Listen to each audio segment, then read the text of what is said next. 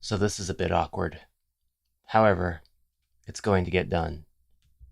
Good morning, everybody. Welcome back to the channel. I am Amalgamash, and this is Warhammer Quest Wednesday, where we are actually going to play the physical board game of Warhammer Quest 1995. Yeah.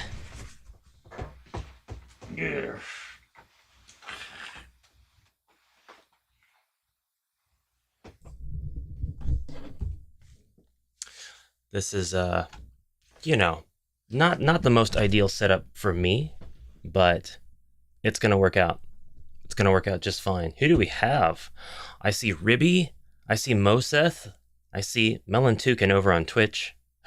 And I see Nicholas Linendahl. Hi, good morning. Welcome to the stream from the miserable Midwest. I'll be your host today. After I glance at the camera a lot and check out Good Morning Bohemius, what's in view, and we'll we'll see what's the best viewpoint and experience for you guys, and I'm going to adapt to whatever that is. Right now, I've got one camera. The other one died. It took a crap on me. I did everything evolution told me to do, and it just on me and is gone. Good morning, Elviler. We're going to try to play through the entirety, hopefully, of the Good Morning and Cheers Ward icon. Man, everybody's here.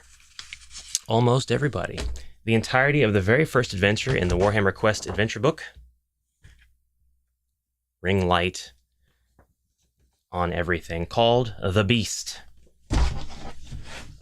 Just a couple of notes before I get started. This is the first time that I have played this campaign or any official Warhammer Quest scenario. You're seeing the inaugural playthrough.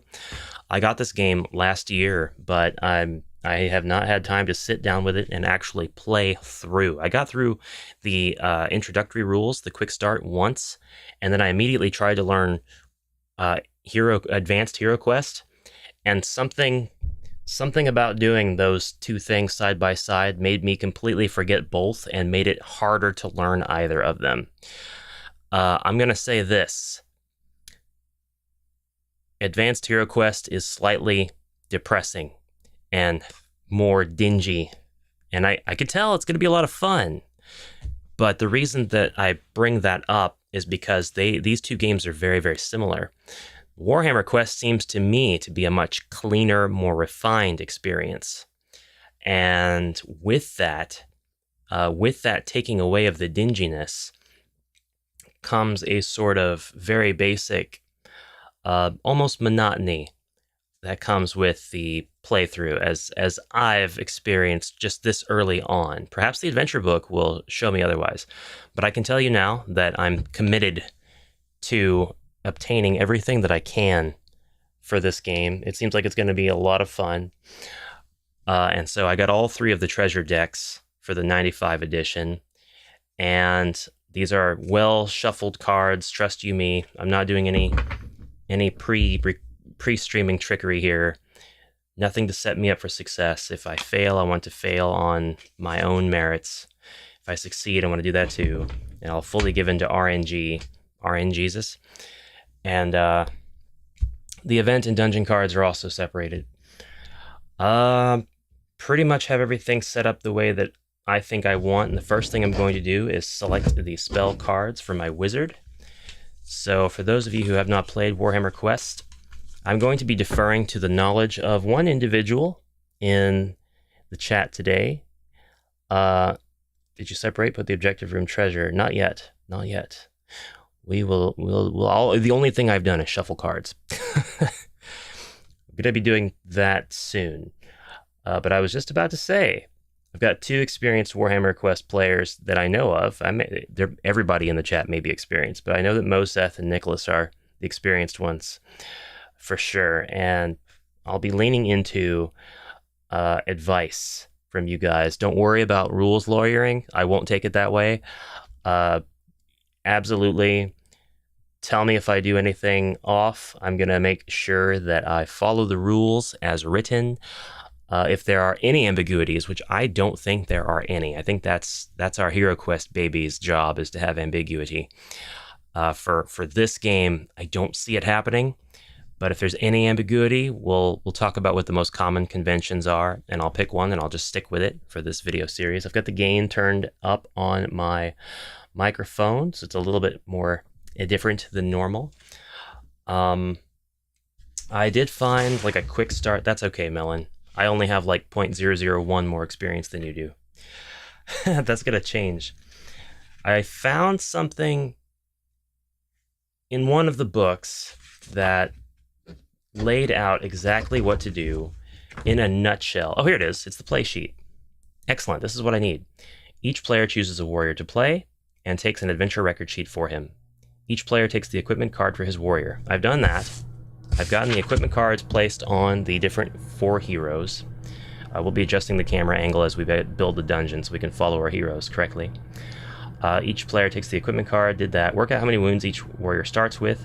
The warrior card tells you what dice to roll, and write down the warrior's starting wounds on his adventure record sheet. So I'm going to do that next. Excuse me. I'm using the dingy adventure sheet that I pulled out for the barbarian in the trial game. Wounds for the wizard is 1d6 plus 6. And I've got my d6s here. The game comes with a ton of really tiny dice that you don't actually roll. You use them as record keepers. You'll turn the dice, and the number that's on the face side on the top will represent what the current wounds is, or power, or anything really that the game calls for to make you keep track of. And this way you don't have to use so much pencil and erasing. Wizard's wounds are going to be 11. What a great roll for the wizard. 5 plus 6. So 11, and my wizard's name shall be Cornelius.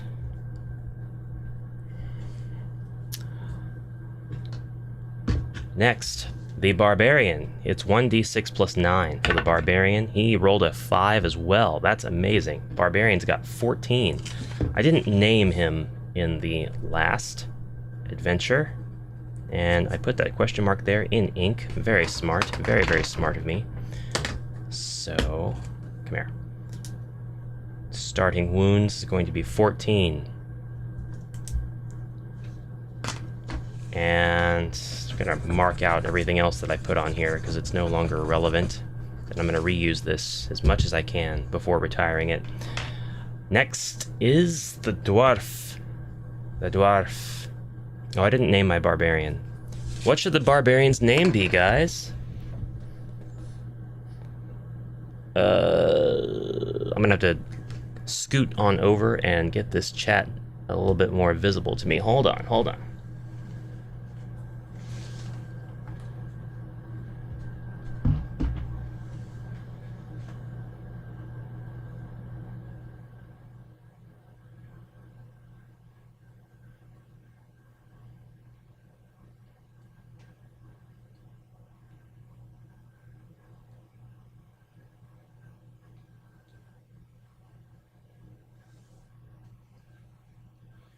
Yeah.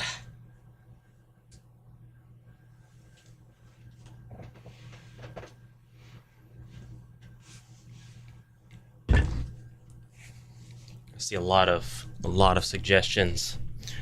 I'd like to go forward with something serious, something adventurous, something that's going to really represent heroism.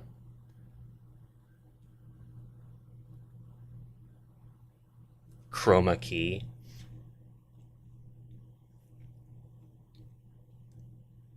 Cletus is a bit close to this rural Midwestern home of mine. I don't think we'll be going with Cletus. Cletus of the frozen north. Zol? There is only Zol? I'll go with Zol. He's Zol, the barbarian. It rhymes with Kroll. I'm gonna start paywalling these names. $5 and you can name the dwarf.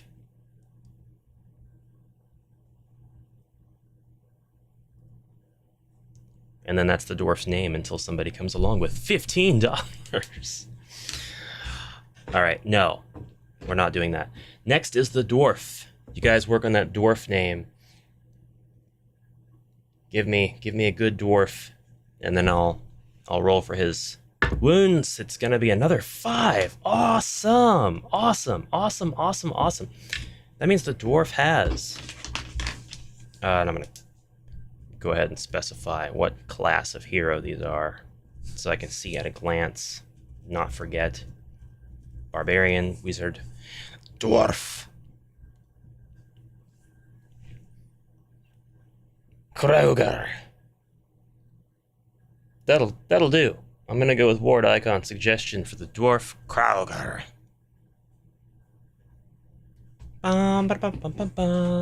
Kroger. The dwarf. Kroger. He had 13 starting wounds, 5 plus 8. Ash can math. And lastly, the elf. I'm gonna set forth a suggestion here. Runebert. We're going with the elf. I'm gonna pick the one that I like best. You guys go ahead and get that elf named.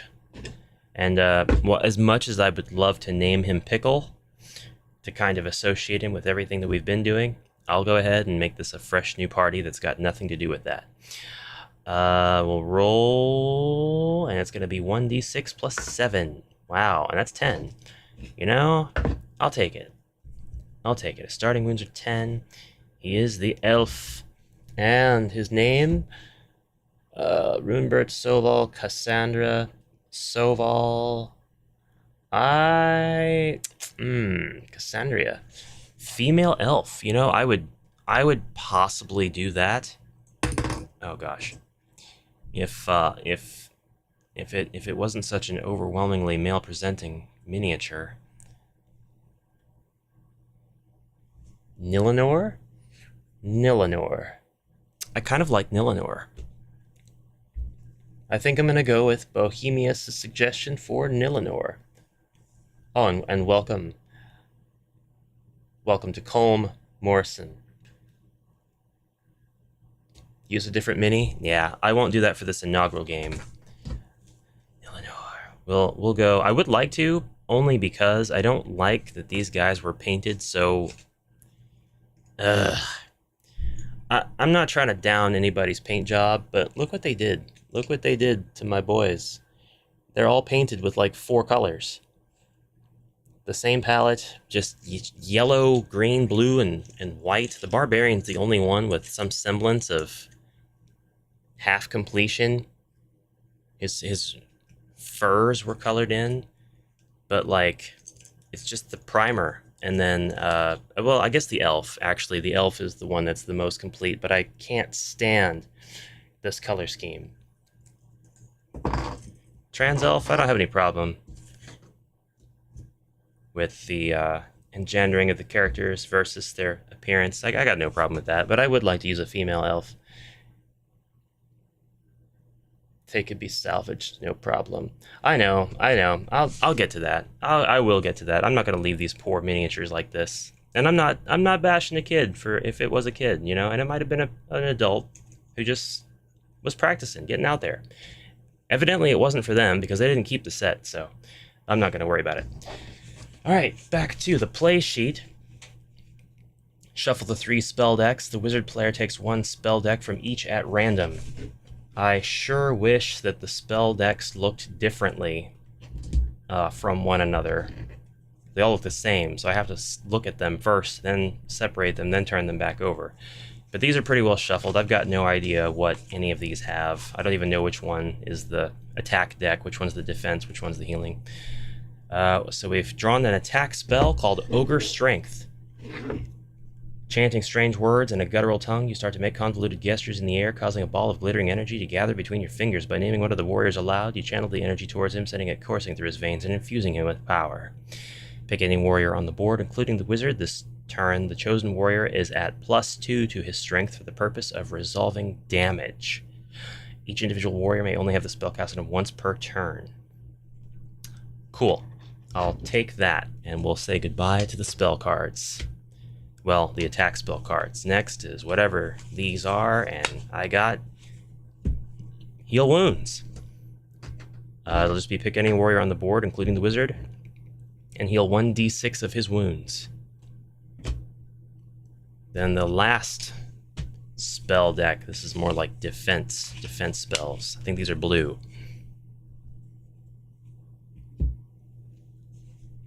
Been getting my 5-year-old minis to paint. They're awful, don't tell him that. But the important thing is he's interested and will get better with practice, hopefully. That is 100% true.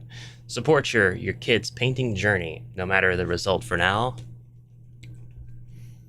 And one day he'll be a master colorist. Shield. Shouting words of power, you point a finger at one of your companions, surrounding him with a glowing screen of magical energy. Pick any warrior on the board. For this turn, they are immune to all attacks except those made with either a natural 6 to hit or those that are magical in nature. The warrior can move and fight as usual. That's amazing. That's a good one. That's expensive, though. Alright, spells are chosen. What's next? The wizard player rolls 1d6 and takes that many power tokens. Oh, yes! Let's go! I don't know if you can see that. That is a 6, my friends. That is 6 power tokens. Oh, let's go. Sorry for the gamer lingo. Let's go! Next. Shuffle the event cards and the treasure cards and place each deck face down on the table. That's done. Separate the objective room cards from the dungeon cards. Let's do that. Oh, I didn't really shuffle. Either I didn't shuffle those or I added them in after I shuffled. I'll just reshuffle them anyway. Pick one of the 5 objective room cards at random. This is the adventure you will be playing. No, I'm going to start from the beginning of the adventure book. And so we are going to be playing the Fighting Pit.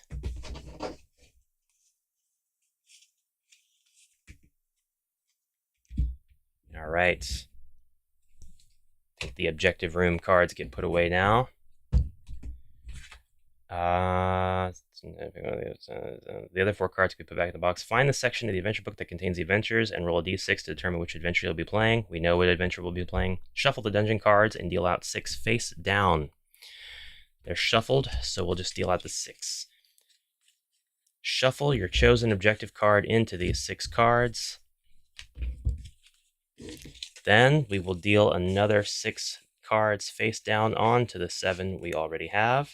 This is the dungeon deck for the adventure that you are about to play. 1, 2, 3, 4, 5, 6. This is the dungeon deck. The rest of the cards will go back into the box. Next, turn over the top card of the dungeon deck. This is the entrance to the dungeon. Take the corresponding board section and place it on the table. The monster's lair. We're gonna put these up here like so. I don't need anything else. What's going on in chat? Yay, a decent healing spell. Now you have a fighting chance of surviving your first adventure. I am doing Fighting Pit. Is it called Free the Prisoners? It's the Beast. But I see that I see what you mean now. To get started, try the Fighting Pit Adventure number 6. So I think I will go ahead and go to Free the Prisoners then. Because I want to do something that's friendly, that facilitates easy play, that I can get through quickly. Alright. Now, this dungeon. It's the monster's lair. As you peer into the gloom, the lantern's light glints off what seems to be bones. The monster's lair will always trigger an event card unless the adventure book states otherwise. Let's get the monster's lair onto the board.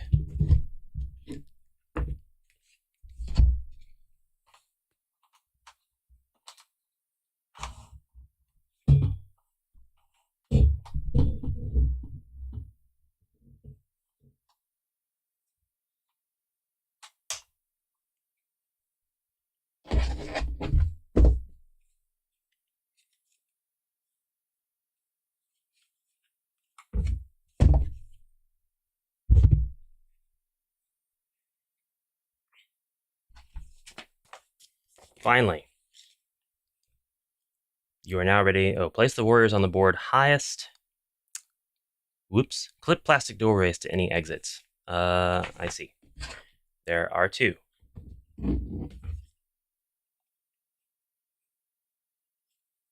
I love the plastic doorways that come with this game. For those who don't know what those look like, they're so sturdy. They're not like 90s miniature game sturdy. They're like 90s action figure component sturdy. That's the best way I could describe them. They've got about the same aesthetic too. All right, the flannel's got to come off. It's getting warm in here. We're going to be playing some strip Warhammer Quest. Every time a hero dies, remove a piece of clothing. Okay, now. So, I'm wearing both of my socks. Don't get your hopes up. Let's see. That's about it. We'll be going into the power phase soon. But I place the warriors on the board. Highest initiative first, starting with the leader. The barbarian's going to be the leader. I'm going to go ahead and place them.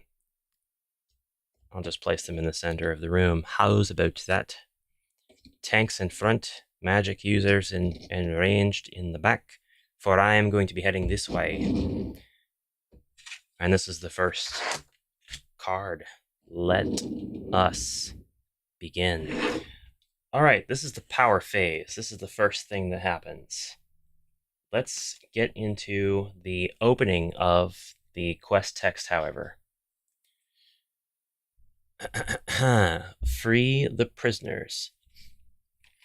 When the warriors reach the fighting pit, roll on the objective room monster table, subtracting 1 from the dice roll to determine the nature of the beast and its pack. A roll of 1 still counts as a 1, of course. That's a 2. If the beast turns out to be a minotaur, the warriors must kill it and return its head to the village. If they are successful, they will be rewarded with all the village's wealth. Unfortunately, this amounts to no more than 10 gold each and is a very poor village. If the beast isn't a minotaur, the warriors are scorned by the villagers, who don't believe them, and go unrewarded. I'm sorry, that's Man-Eater. That's the very end of the Man-Eater quest. Let us restart the entire last 45 seconds. All right, free the prisoners. Good lord, I didn't think that made sense. Pay attention, Ash. During a recent raid on Miragliano, the Skaven took around 20 wealthy and influential citizens as captives. There's my boys, there's my rat boys, and have been making all manner of unreasonable and outrageous threats ever since. We want all of your cheese. Twice the amount of cheese as you have people by weight. Yes, yes. The Skaven know full well that their unconditional demands to hand over all the wealth, women, and children of the city will never be agreed to. And the cheese. But it gives them a good excuse to send back portions of their victims as proof that they mean business. Yes, yes. A finger. The warriors have been employed to enter the blighted marshes and rescue the prisoners from the dungeons of the Chaos Ratmen. The prisoners are being kept below the fighting pit in a network of cells and guard rooms. Roll on the objective room monster table to determine the guardians of these cells, reading any goblins as Skaven.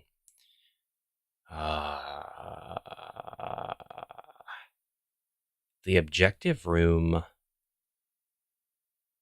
monster table, eh? Is that in this book?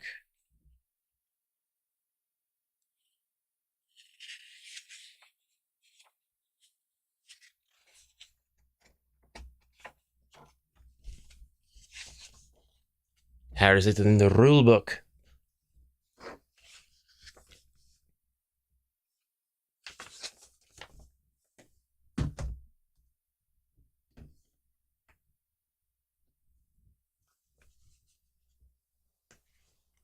Oh, in the adventure book?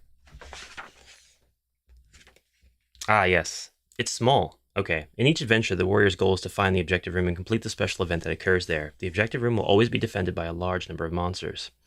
So, I'm going to keep that roll of 2 that I had earlier. That's 1 Minotaur, 6 Orc Warriors, good lord, and 6 Orc Archers.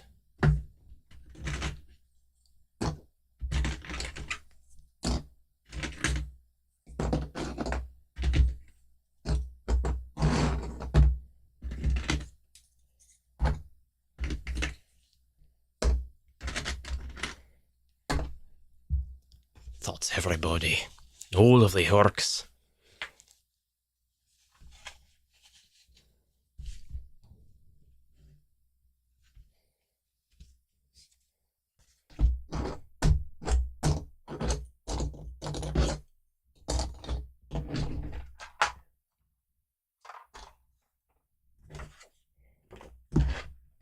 This is all stuff I can do before the stream next time.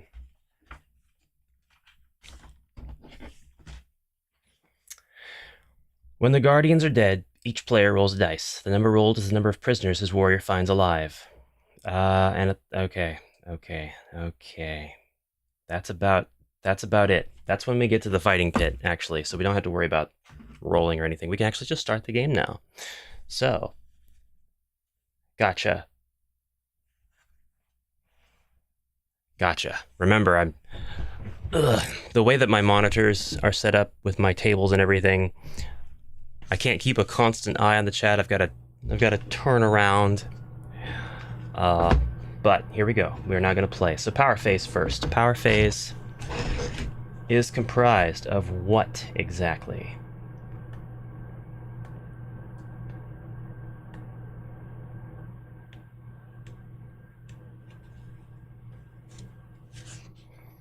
Wizard's power. At the start of the power phase, the wizard player rolls 1d6 to determine his power level that turn.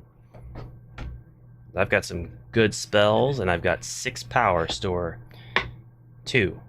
And we'll take this tiny dice, and we'll place it right on my wizard sheet, and he's got 2.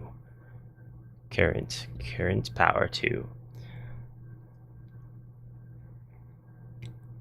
Unexpected events. Nope, we don't worry about that yet, because I didn't roll a 1. I think that's about it, right? Now it's time to see what... kind of event that I'm going to get.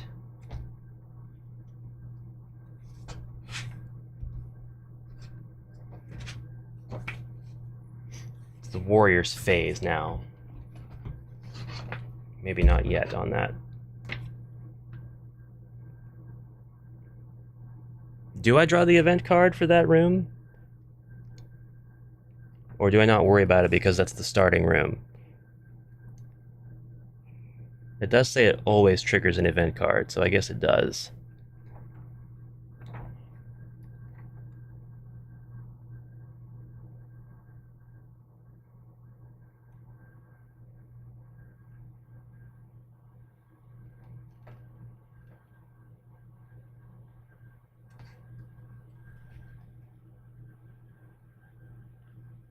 We'll draw the event card during the monster phase. Okay, so if I got into like a corridor, or something that did not specify drawing an event card, then that would just not happen on the monster's phase.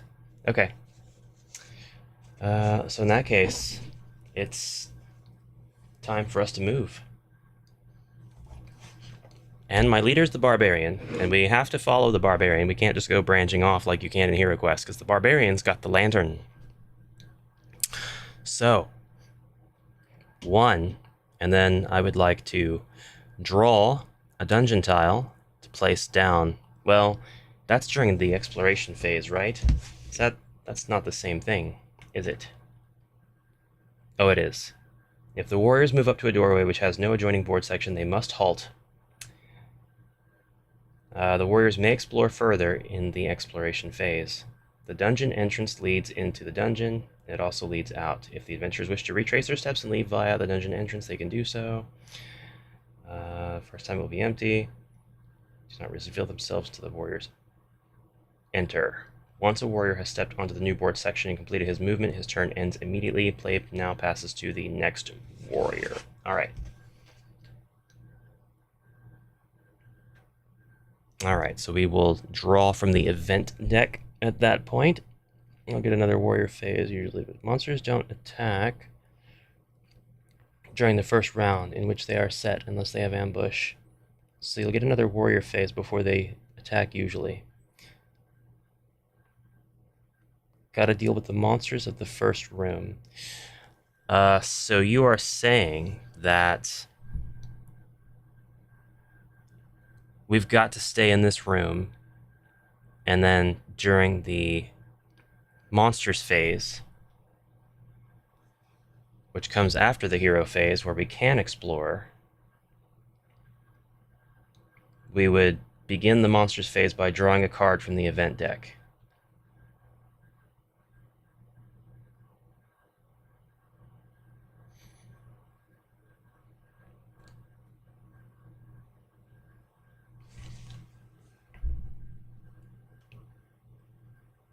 Because we just stepped into this room and there's nothing here, but the monsters don't appear until the monster phase.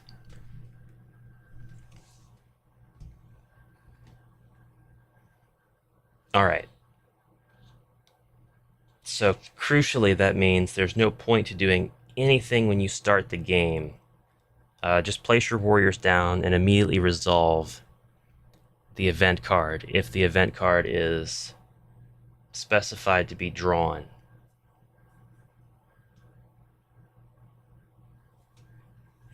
That's fair. And so the thing I need to do is place my warriors such that I feel it'll be advantageous for when the monsters come out. And now the monsters are going to come out. Maybe. We'll see. We don't know. We don't know what's behind this event card. Let's find out. It's a cave-in! If this card is drawn in the first room, ignore it and draw another event card immediately. So I've studied that card before, and I saw that rule. No cave-in. No cave-in. Good. Don't want no stupid cave-in. Encounter. Slumped against the wall, the warriors find a dying dwarf prospector, riddled with orc arrows. As they approach, he growls a warning, threatening them with a huge axe. When he sees that they are not orcs or evil creatures, he calms down and gives them a key. With his dying breath, he says, "This is the key to the portcullis. Without it, you will never get through." One of the players should keep this card to remind you that his warrior has the key. Kroll the Barbarian will take the key to the portcullis. Draw another event card immediately.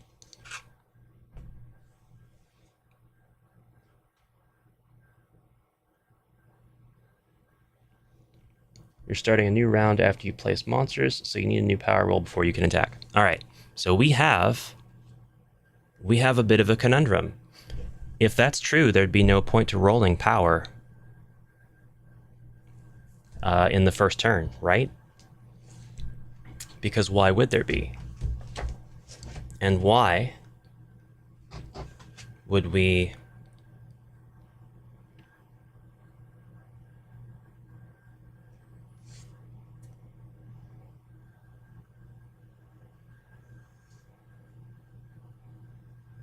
Yes, during the power phase. I guess that's to just to determine if an unexpected event happens.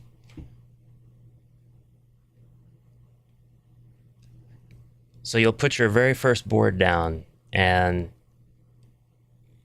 roll for power, and unless it's a 1, you just do nothing.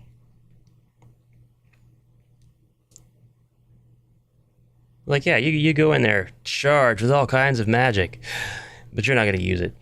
The winds of power are so strange. I think that's how it was handled in the video game too, so it kind of makes sense. Like, if, it'd be hard to wrap my head around why. But now I think I understand. It's just a 16.6% chance of beginning the game with a really crappy unexpected event.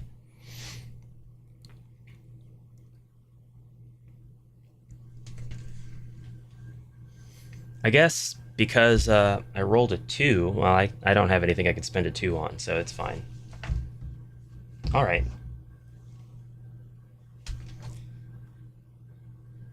Time to draw our second event card, then. 1d6 Goblin Spearmen and 1d6 Goblin Archers. Oh, God. Alright. 3 Goblin Spearmen, 3 Goblin Archers.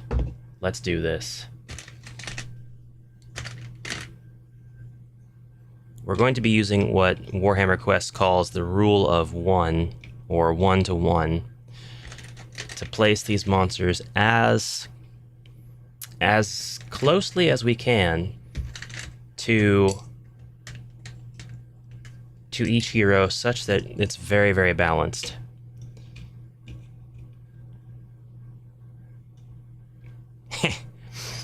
I have placed my my heroes in the room, I think, the optimal way, because it is just about impossible to get hit by any monsters.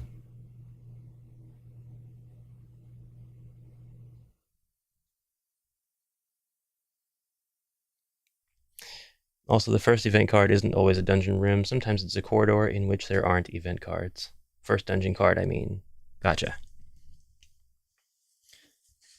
Special rules. When shooting with their bows, Night Goblin archers need to roll 5 or more to hit. Okay, so we've been given monsters. Goblins armed with spears may attack from 2 squares away, even past intervening monsters and warriors. Oh, God. That sucks. Alright, we've placed our monsters as best as we can. A couple of things I need to know about right now.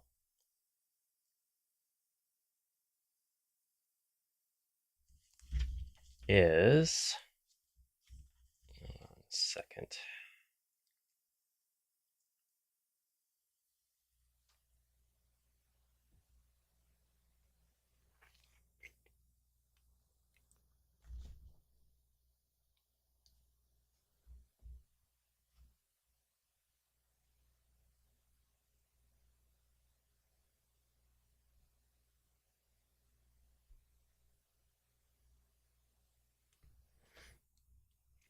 Then never mind. I guess they can fire their bows no matter what.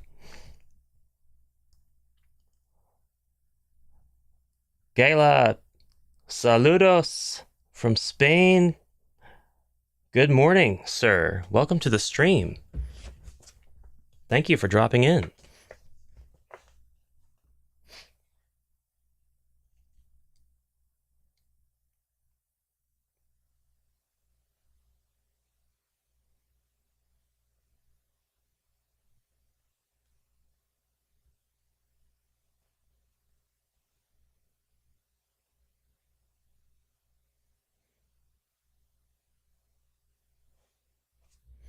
Okay.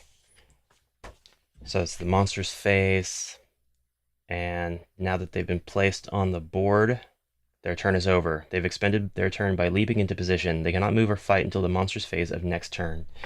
So now it is the exploration phase, and we need to resolve combat with the monsters in this room first, so we're going to do that. And so we shall begin. First, we're going to need to roll a new power roll for our wizard, and it's a 4. Pretty good, pretty good. Let's see here. I would like for my wizard to cast Ogre Strength on the barbarian, but can I do that and attack in the same turn?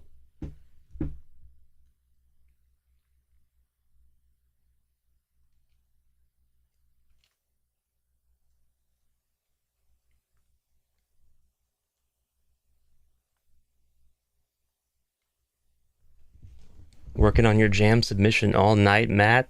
Great to hear. Quite awesome. So you'd use the weapon skill chart. If they're adjacent, they use stabas instead.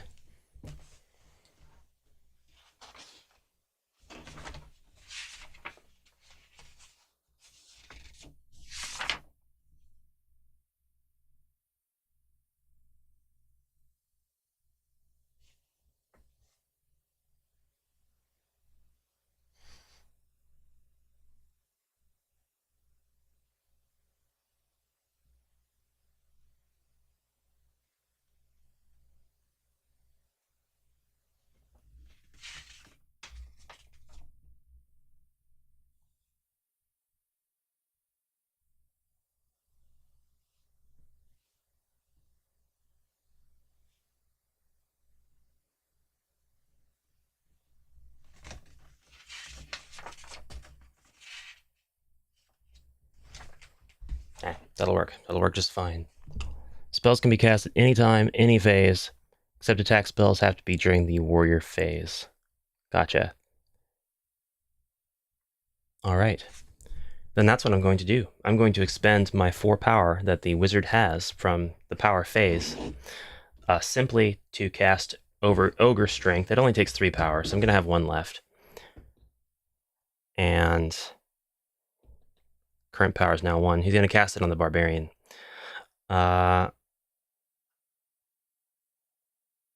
Duration, this turn.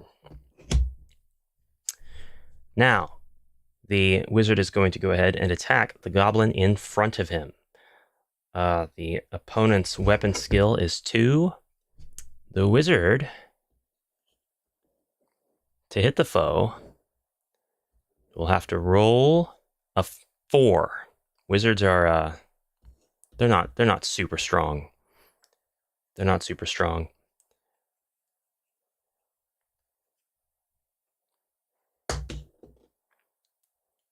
Now that's a 2.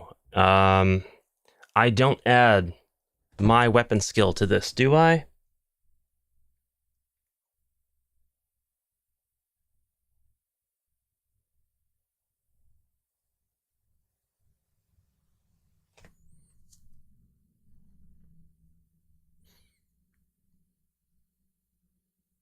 Giles McNeil, good morning from the miserable Midwest, and welcome to the stream. Spells go in base your power, attacks are separated. Yes, yes, makes sense.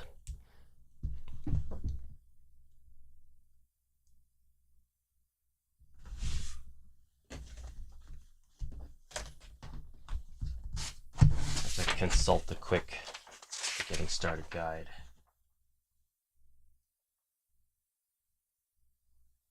No, we don't add anything. The weapon skill is purely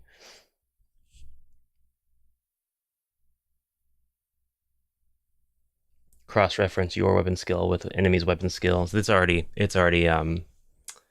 what's the word? Ingrained into the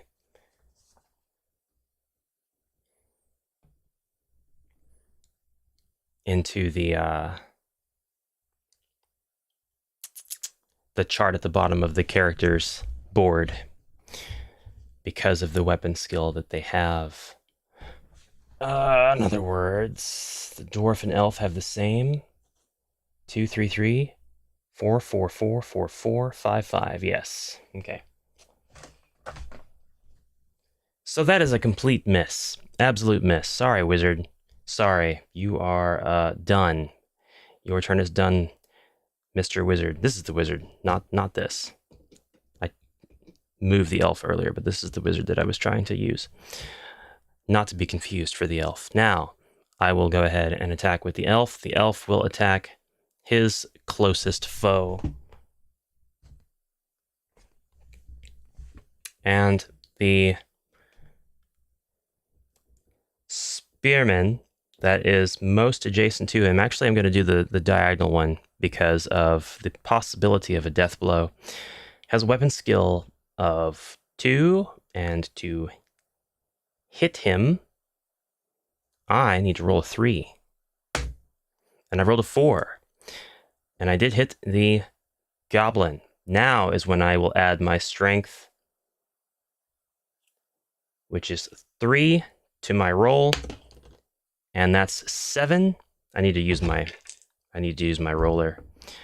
The goblin has a toughness of 3, and that takes away from the 7, but it's 4. However, he only has 2 wounds, so he dies. Crunch. Excellent. This is a death blow situation. And the sword continues to move on to the next goblin, and it hits him. That's a 5. And the next roll is a 4.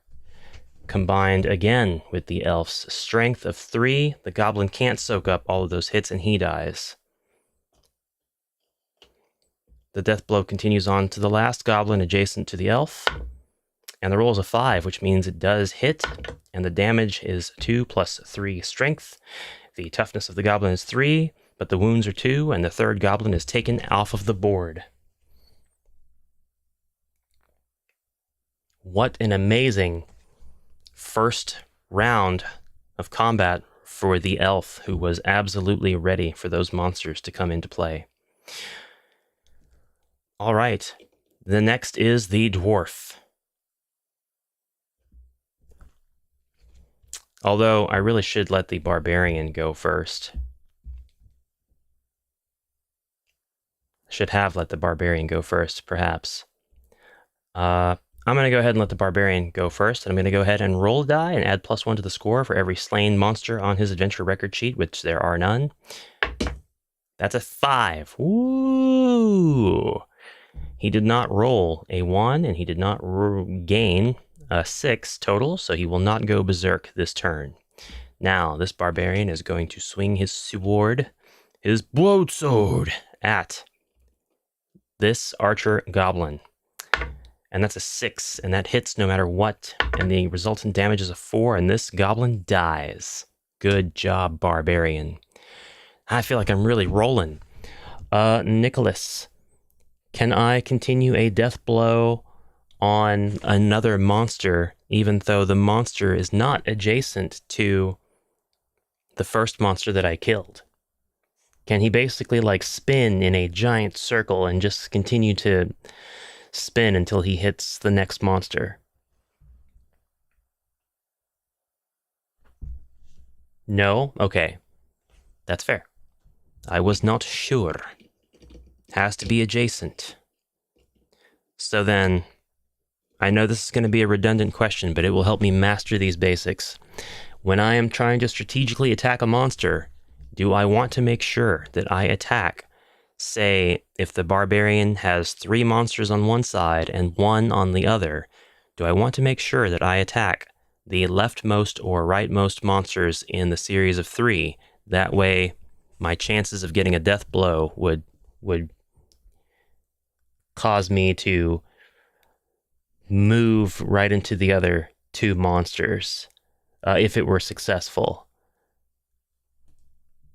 They have to be both adjacent to you and adjacent to the next monster for death blow. Excellent. Makes sense. That's what I wanted to know. Okay. That is the barbarian's attack. He did not get to attack the goblin behind him, although, no, his weapon is a sword, causing 1d6 plus 4 wounds, attacks 1 plus 1. Oh, that's if he's berserk. He's done. He's done, and now the dwarf is going to attack this goblin near him. His enemy's weapon skill is 2. He's got to roll a 3 to hit him. He rolls a 1. Complete fail. Absolute failure.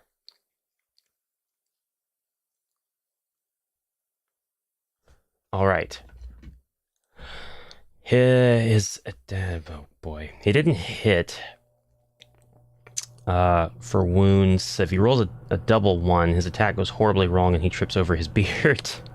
He must spend the rest of his turn getting up, and while he's doing so, any monsters attacking him had +2 to their hit rolls. Oh god, that's terrible. But didn't happen, because I didn't hit the goblin to begin with. So, because that's for wounds, never start middle. Excellent. That is the end of the hero's turn, and now it is the monster's turn. So we've got 1 archer goblin behind me, and I suppose he's going to use his stabba. Now,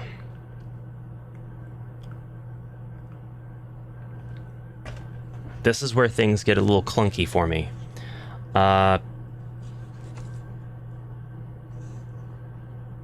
They...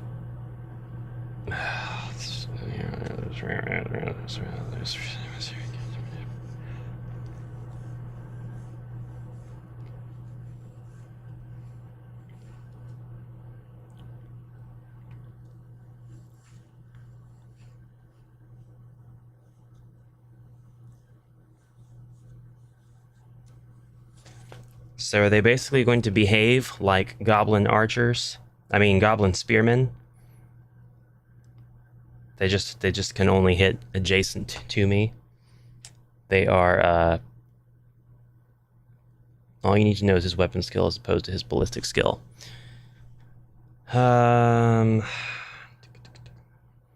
The goblin's bow has strength 1 and causes 1d6 plus 1 wounds. That is all that says. However, because both of the archer goblins are adjacent, that means they can't use those, that they have to use their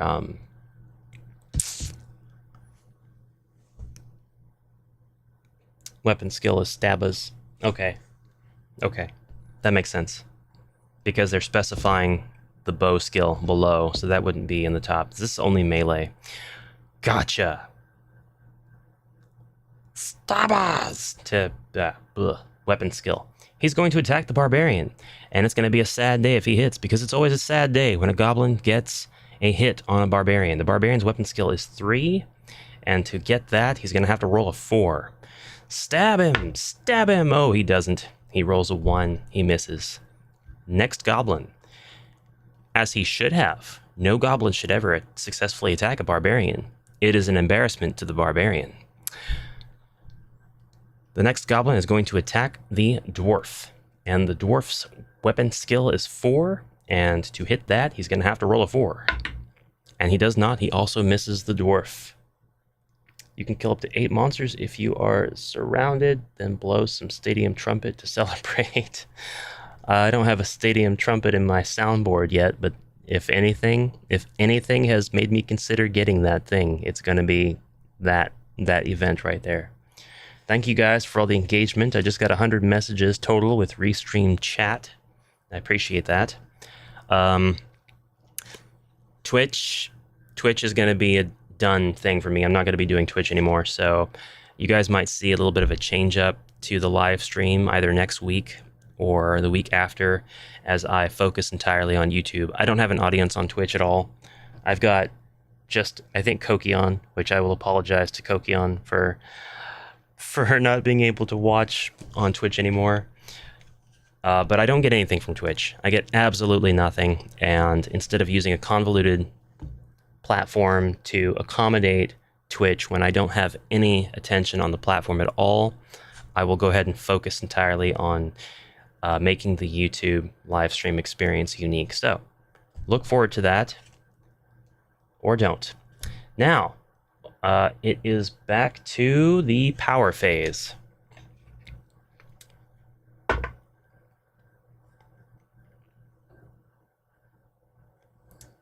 And I rolled a 5. Amazing. Nobody hit my heroes. I don't need to use heal wounds, and I'm not going to worry about using Ogre Strength, I think. Well, why not? Why not? We'll go ahead and continue again to cast Ogre Strength on my Barbarian with the Wizard. I kind of want to stay away from the Wizard in case he does roll Berserk. But I think I'll go ahead and just resolve the Barbarian's turn now. So, Barbarian's turn it is. And he's rolling for Berserk, and it's a 1. That's a damn good thing that I planned that out, because regardless of how many monsters he has on his adventure record sheet, disaster strikes. The Barbarian is so maddened with bloodlust that all he does this turn is slash wildly about him, causing 1 wound on every adjacent warrior, no modifiers. Yeah. The Barbarian's turn is squandered. But now I shall move the Wizard in and attack this silly goblin. That's a 4. I'm going to count it even though it bounced out of the tray. I will continue to count those rolls if they bounce out. That is a success. The enemy's weapon skill is 2, and the Wizard has rolled a 4. Now, I'm going to attack this goblin. That's a 6. Combined with my strength of 3, this goblin is toast. That would be a death blow, but there are no other monsters. It's now my, I'm going to say dwarf's turn. And the dwarf is going to attack the goblin adjacent to him. He's rolled a 2. A 2! His weapon skill, I'm sorry, that doesn't matter. He did not hit the goblin at all. We're going to move the elf in and attack the goblin now. Elf hasn't gone yet. That's a 6. It's a definite attack. And that's a 1 for the purpose of resolving damage, plus his strength of 3, so that's 4. The goblin has a toughness of 3, but he suffered 1 wound. And so, we're going to put this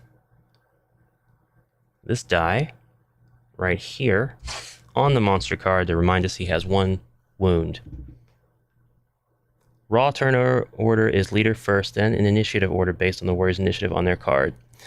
But again, wizard can always jump in and cast spells at any time. Okay, I understand. So, I did it correctly this time, but I didn't do it correctly last time, because I basically moved the wizard before... I attacked with my wizard before I used the barbarian. And I need to follow the initiative. So, the leader's the barbarian. Then, it goes elf, wizard, dwarf. To help make sure...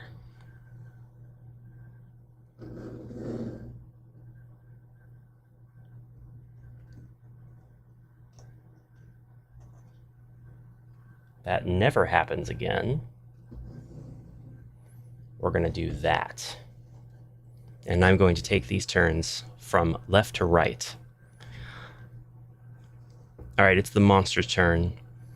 And he's adjacent to 2 heroes, but he's going to continue to go one-on-one with the dwarf and roll for attack. And that's a 3. The dwarf's weapon skill is 4, and that does not hit. So, monster's turn is over. Time to roll for wizard power, and that is 5. He gets to keep his current power of 5. I'm not going to do anything with this wizard. No spells this turn. We're going to go ahead and have the barbarian move in. No, I'm not. I'm going to have the barbarian move all the way over here. And that's going to be the end of the barbarian's turn. Next, the elf is going to move in and attack this goblin. It's a 5. That definitely hits. And then he rolls a 4 for damage, and the disgusting goblin goes down. The elf has taken out 4 of the 6 monsters in this room. Dwarf stubby legs. We're done. We finished a room. Yeah, we are definitely not going to finish this quest today, but that's okay. Now that that's done, I can change in the monsters and get gold. Delicious, delicious gold. The barbarian gets 20 gold for his contribution. I think what I would like to do is pretty much keep everybody's gold separate and not worry about combining. But I guess in the spirit of a regular game, you guys do combine your gold to buy each other stuff, don't you? Maybe, probably. That's what the barbarian gets. The wizard also gets 20 gold. And the elf is getting 80 gold. 80 gold.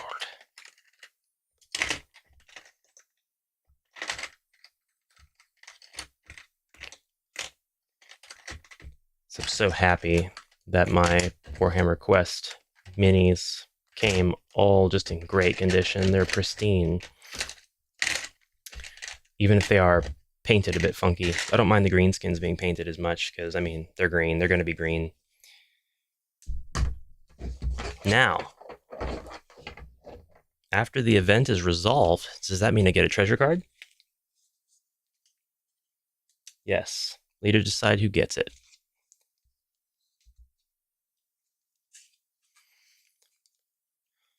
And I get Glory, Spell Scroll. The warrior bearing the scroll sends out tendrils of force that pierce the hearts of the warriors, filling them with great valor and courage beyond measure. All of the warriors are suddenly enthused with great bravery, and each gains a +1 attack this turn.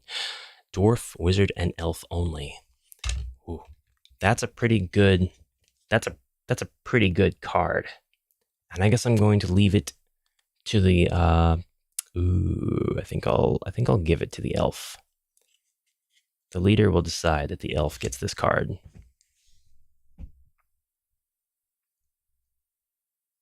Just make sure the treasure card says dungeon room treasure and not objective room treasure. Oh, I see.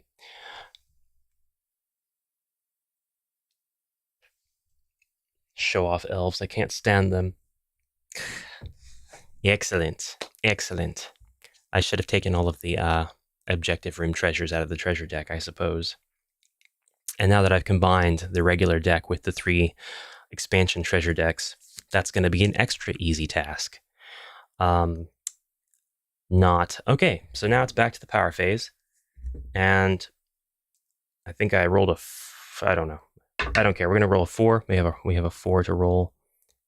Changes power to 4. We're ready to leave this entrance we've spent half an hour in. Leader first. 1, 2, 3. And it's time to draw a dungeon card.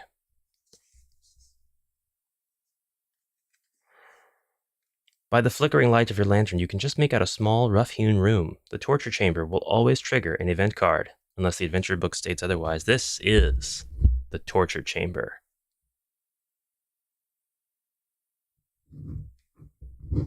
I've got a corridor mixed up with my dungeon tiles.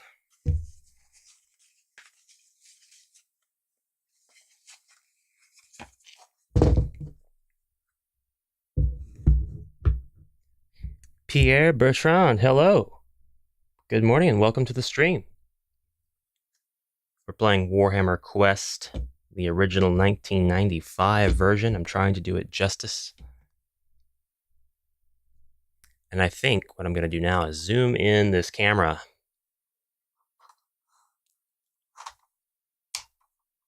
Because it doesn't make much sense for you guys to be that far away, I think.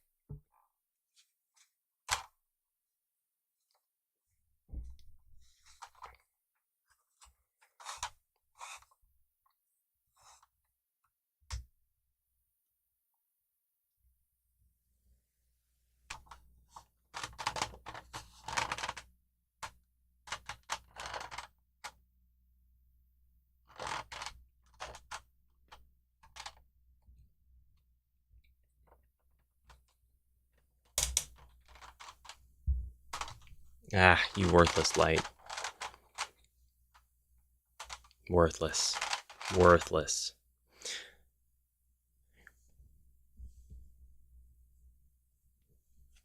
There were no objective room treasure cards in the base deck, but you may notice 3 colors on the treasure cards. Treat the base game treasure cards as dungeon room and not objective room.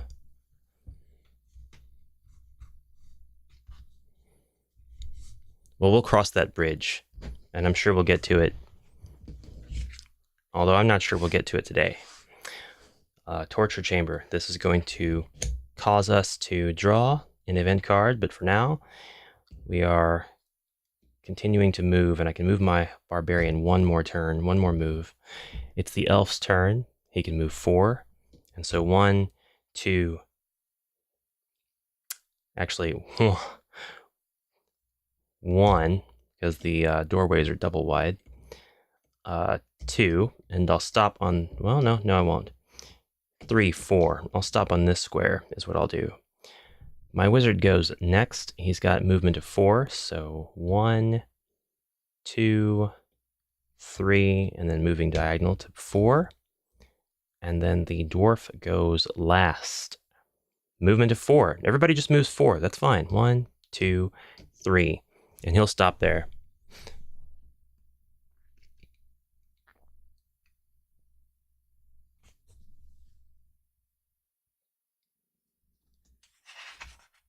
Power roll after exploration phase. Power roll at the start of power phase. Warriors. Monsters. Exploration.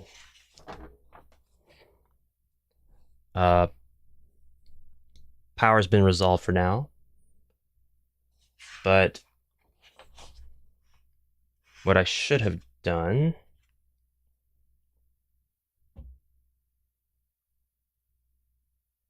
Oh, they moved into the new room during the Warriors phase.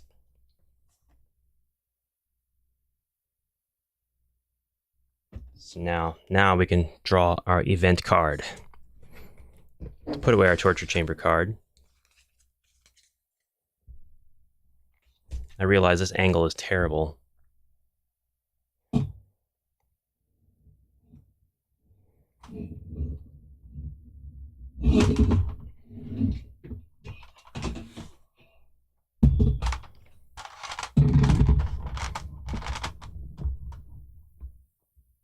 Ugh. Sorry about that.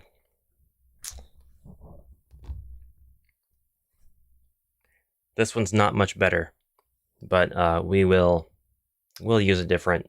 We will definitely use a different method next game.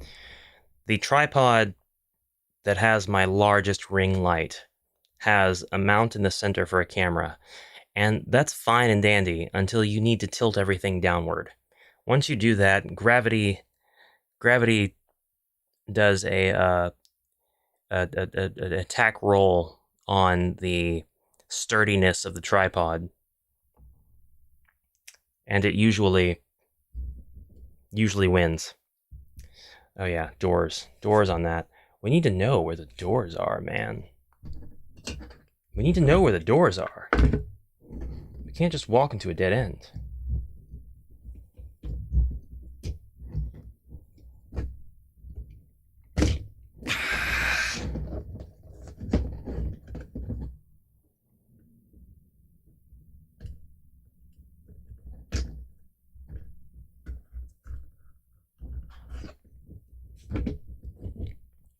Just another note on how much I love the doors. I guess I can put all the tiles in one stack. There is no need, really, for as many tiles as there are to really have them separated.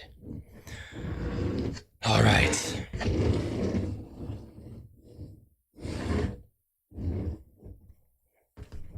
Now, we draw the event card.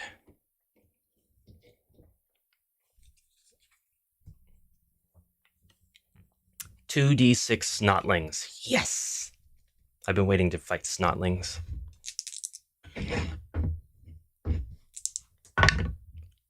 3. That is a terribly small number of snotlings. That is a paltry number of snotlings. Monster's phase. Monster, monster, monster. Horribly small. Ridiculously so.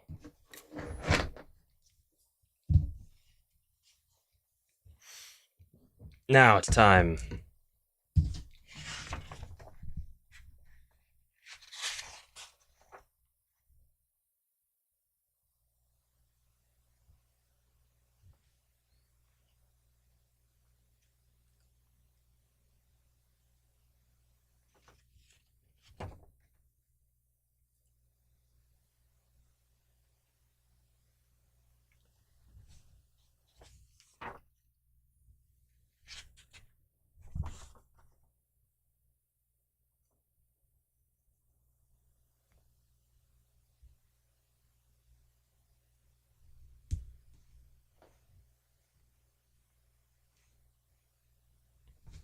Now it's time to go back to the power phase.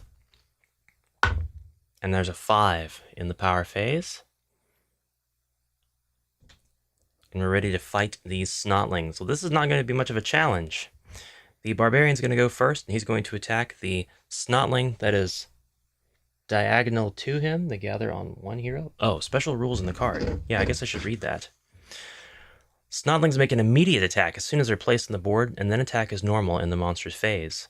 Draw a warrior counter and place as many snotlings as you can around that warrior. Repeat until all the snotlings have been placed.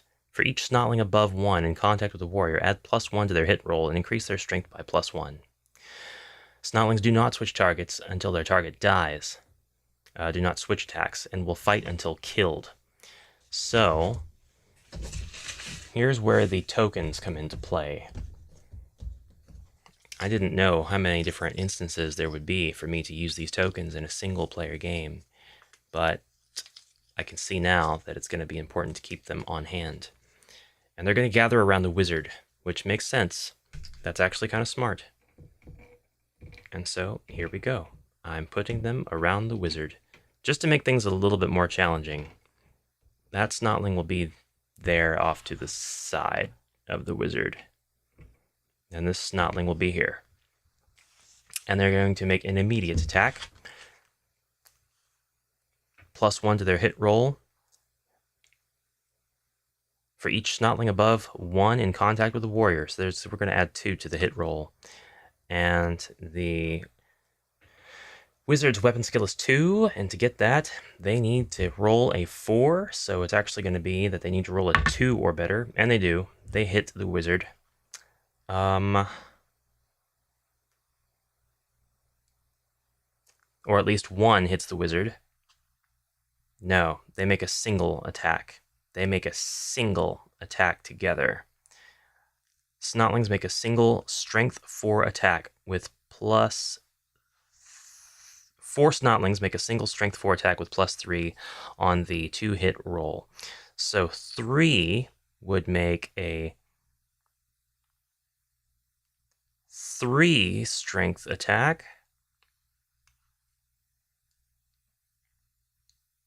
Yes.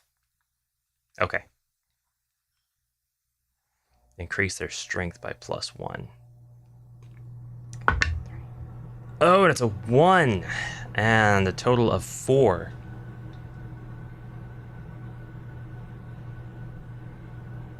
Strength.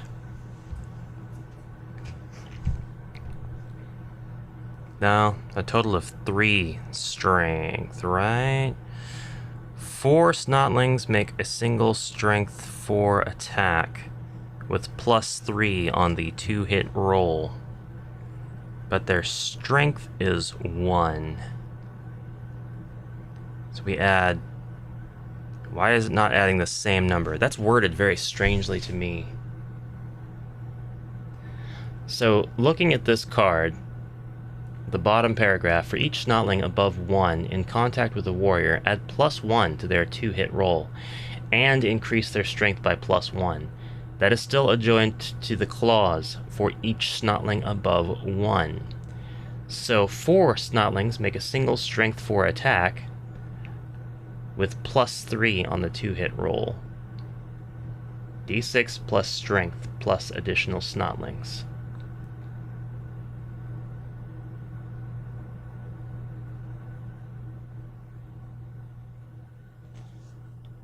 Four Snotlings make a single strength 4 attack.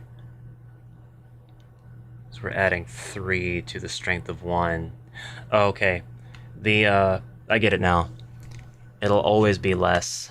1 less than the strength roll because the 2-hit roll doesn't start out at 1. It starts at... There is nothing. It doesn't have a value by itself. That makes sense. Whew. I'll get there. But they do hit the wizard, and they do take 4. The wizard has, actually, 3. Everything beyond 1.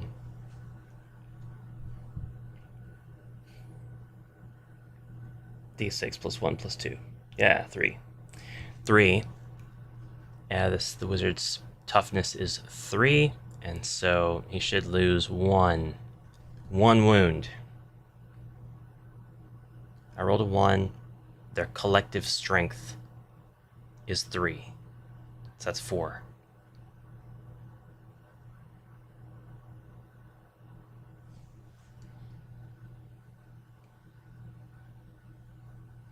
Yes, okay. So he takes 1 wound. It's the first wound of the game, and I don't have a problem with this. Starting wounds were 10. They're now... or 11. They're now down to 10. Alright. Everything's got to be a brain tease. It still feels like a cleaner experience than Advanced HQ. I'm not insulting or downing Advanced HQ. I'm just saying it feels cleaner. Nice. Next, we now do our phase, and I rolled a 5 for the wizard. I'm going to keep that. Nobody minds.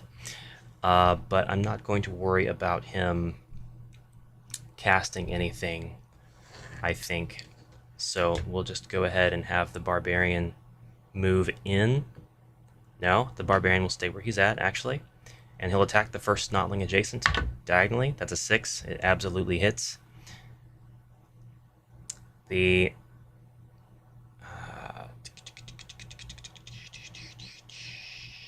good roll. Their weapon skill is 1.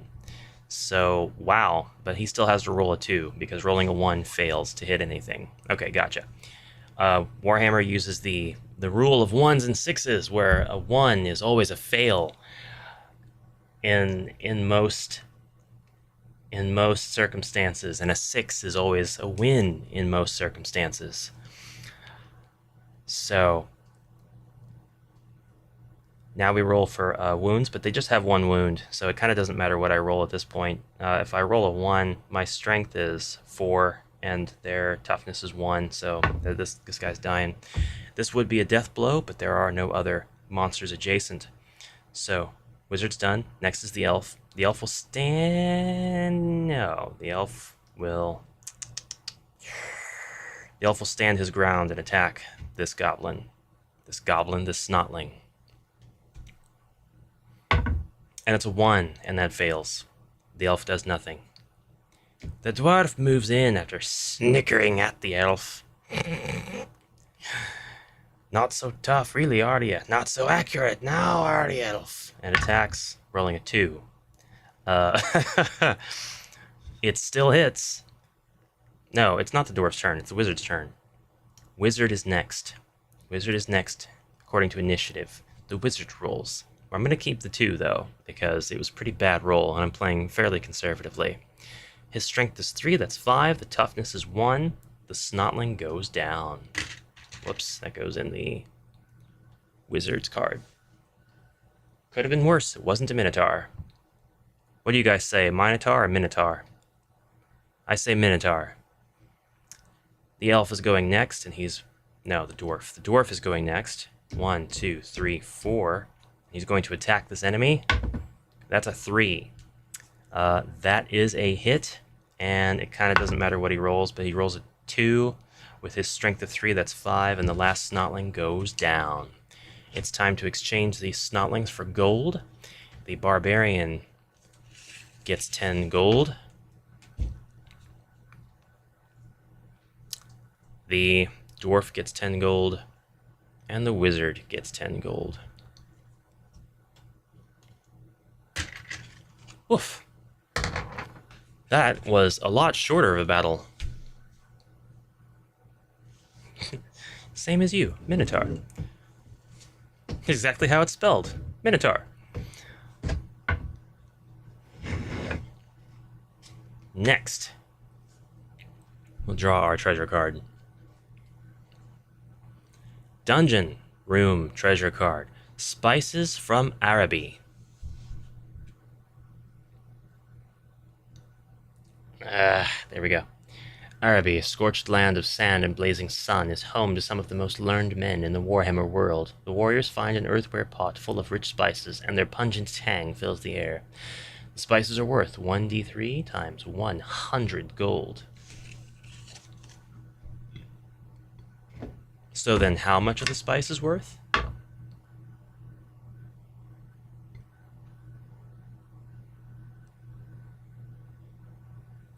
What do you mean 1d3?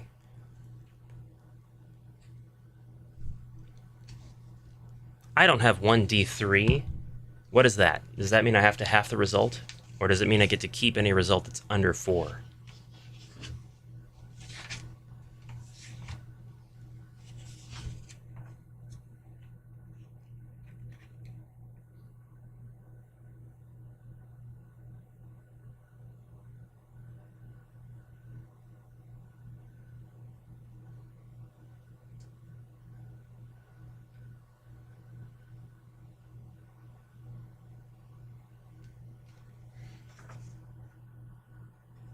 Roll, divide by 2, and round up.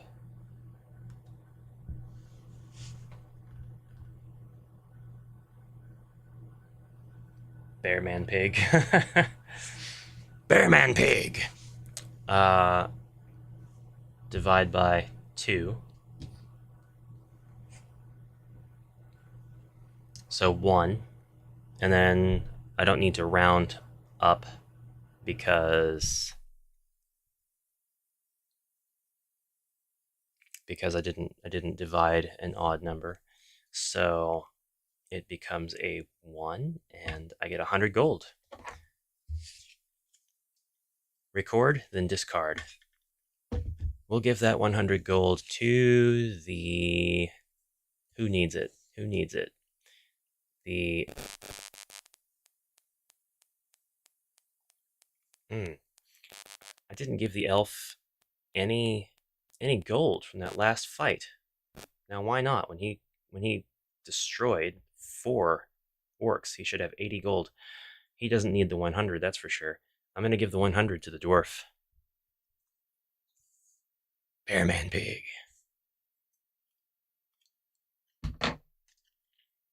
And that's the treasure card. I have a feeling I'm going to be playing through all 30 scenarios, 36 scenarios, and then still not have exhausted my treasure cards. Okay.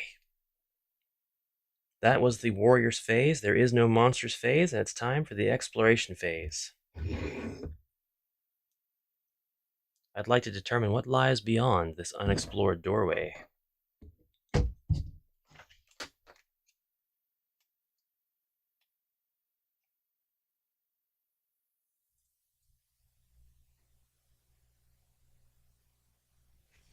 To explore, the leader must be placed next to a doorway that leads into an unknown part of the dungeon. In the exploration phase, the player declares that he is exploring and takes the card from the... So, in this situation, I've got these 2 scrubs next to my doorway. What do? Do I have to move my leader up and then move them out of the way and then wait until the next turn, roll for power, and then go from there? And this will likely be the last question I ask on the stream because our time is dwindling. Damn it. Okay. So he moves up. These guys move out of the way. Wizard will go ahead and move here for classic Hero Quest pre-door entry conditioning. And that's the end of the exploration phase. So then back to the power phase. We'll roll and hope that we don't get a 1. And I did not. I got a 2. I got a 2. Wizard's power is now set to 2. Doesn't really matter because we're not going to be encountering monsters just yet before we have to roll again, so irrelevant. Monsters phase, nothing happens. Wizard may now move. Stands next to the doorway and declares, I am exploring with the light of the lantern beyond this dungeon door. We draw a dungeon card. And it is.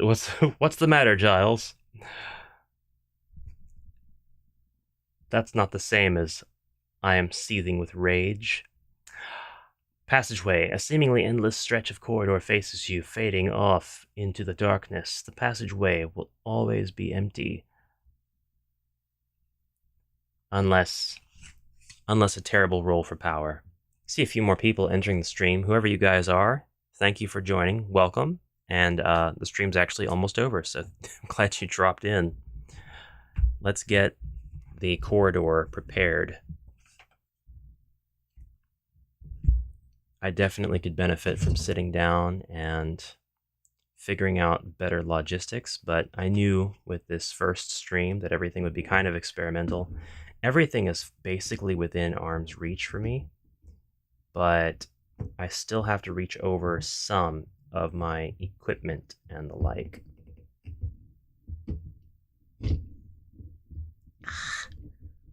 I'm gonna give Bardic Broadcasts a point for this, because some of this is a bit... Our time together is coming to an end. Yes, I'm sorry, you're right. That's it too. But worry not. This game will definitely continue. We're going to go ahead and move into this room. That was 1 space. Now here's 2, 3, 4. Next, the wizard. 1, 2, 3, 4. Now it's beginning to feel like the video game. Next, the elf. 1, 2, 3, 4 next to the dwarf. 1, 2, 3.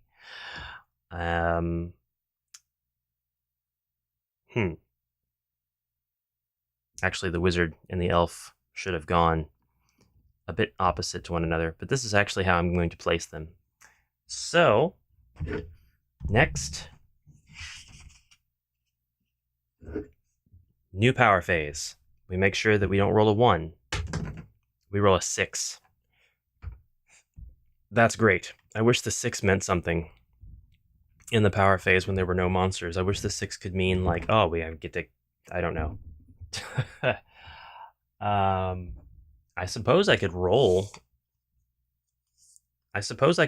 And then cast a spell on whoever, and then it'll last the entire turn, since the turn consists of the 4 phases. So I could go ahead and cast shield on somebody, right?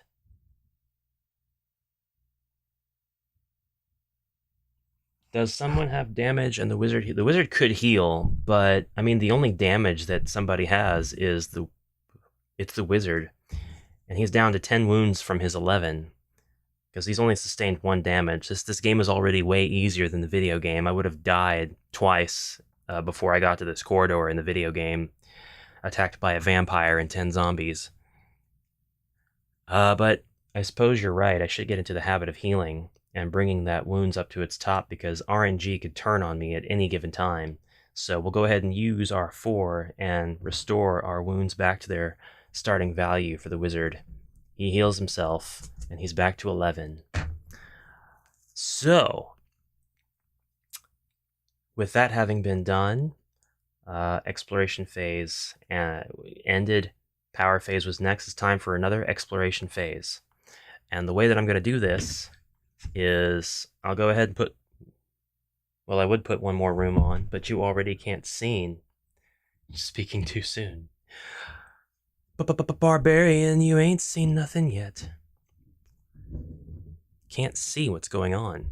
I'm gonna raise the camera angle now and hope that everything stays in one place, doesn't fall apart.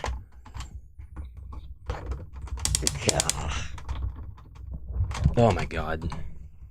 I hate it. I hate it because it's tension based and it should be teeth. It should be teeth that lock in place, not flat surfaces that just stay in place because of tension. It's the stupidest mechanism ever. Now you can't see anything but my board games.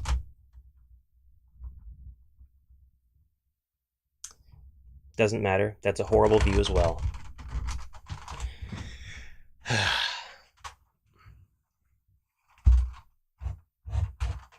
We'll figure it out, but we'll have to do it next week. Thursday, tomorrow, I'm going to go ahead and schedule my final Lone Wolf playthrough so you guys can see the end of Lone Wolf, those of you who are invested in that series, end of the Flight from the Dark book. Don't worry, I'm going to continue the next book, Fire on the Water, directly after the end of that. So I'll be playing Fire on the Water, and I'm going to continue playing all of the Lone Wolf books in order. But for now, thank you very much for dropping in. It is time to end the stream. Monday, we'll do some quest designing online as opposed to playing any live Hero Quest. For Hero Quest, I'll be available to answer questions about the jam, and we'll be live updating anything that needs clarification in the rules section for the jam.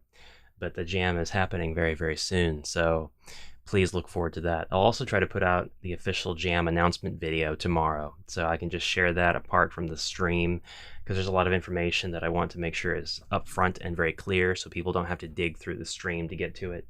Anyways, thank you very much, Nick, for joining and for helping me out with figuring stuff out. It would have been very, very boring and pretty bizarre for folks to have to sit there and watch me kind of shuffle through a rule book for 5 to 10 minutes every time I had a question.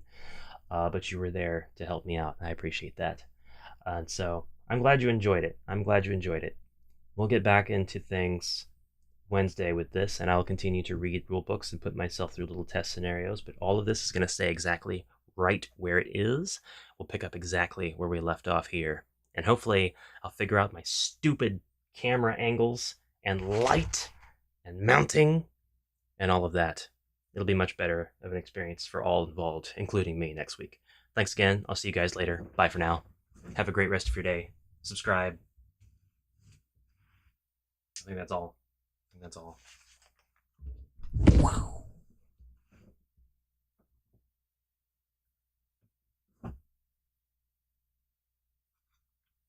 Oh, good. My Stream Deck doesn't work. Again, $130 for what? 150 for what? For what? Ugh. Transition. Of all the money that e'er I had spent it in good company, and all of the harm I have ever done, alas it was to Oh, that's Warhammer Quest fans. Finally making themselves known. and all